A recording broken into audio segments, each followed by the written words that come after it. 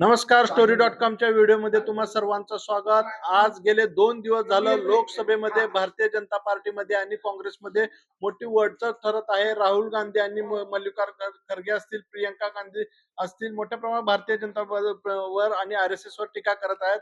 आज आणि काल राहुल गांधी आणि खरगे साहेब म्हणले की RSS हे इंग्रजांची नोकरी करत होते. याच बद्दल आपल्या सोबत बोलण्यासाठी आहेत भाजपाचे आमदार प्रसाद लाड साहेब. काय सांगाल या टीकेला, काय उत्तर द्याल? इंग्रजाची गुलामी कोणी केली हे इतिहास सांगतो.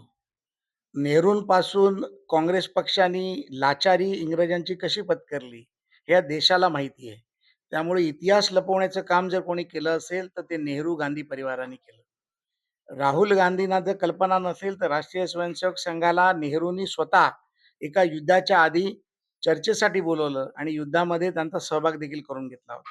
त्यामुळे हिंदुत्वाच्या मुद्द्यावर सातत्याने संघर्ष करून हिंदुस्थान हा हिंदुत्वाचा आहे याच्यासाठी जी संघटना लढली, अनेक हजारो संघटना ज्या माध्यमातून उभे राहिल्या, मग त्या आदिवासींमध्ये असतील, ओबीसीमध्ये असतील, मच्छीमारांमध्ये असतील, सर्वसामान्य जनतेमध्ये असतील, हेल्थमध्ये असतील, एज्युकेशनमध्ये असतील, या अनेक संघटना या RSSच्या माध्यमातून उभ्या राहिल्या, ज्या काँग्रेस कधी उभा करू शकला नाही. भ्रष्टाचाराच्या कोणापलीकडे काँग्रेस काही करू शकली नाही. त्या राहुल गांधी आणि प्रियंका गांधीला RSS वर बोलण्याचा अधिकार काडी मात्र नाही. तर काही दिवसात आता मुंबई महापालिका निवडणुका वाटल्या. तुमची आणि शिवसेनेची युती होते, मात्र राष्ट्रवादी काँग्रेसला मुंबईमध्ये सोबत घेणार का?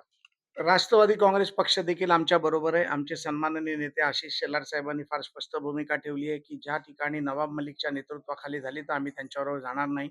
नवाब मलिकांना सोडून जर राष्ट्रवादी काँग्रेस पार्टीने जर दुसरं नेतृत्व दिलं तर निश्चितपणे आम्ही त्यांचं स्वागत करू. राष्ट्रवादी काँग्रेस पार्टीच काय, रिपब्लिकन पार्टी ऑफ इंडियाला पण आम्ही बरोबर घेणार आहोत.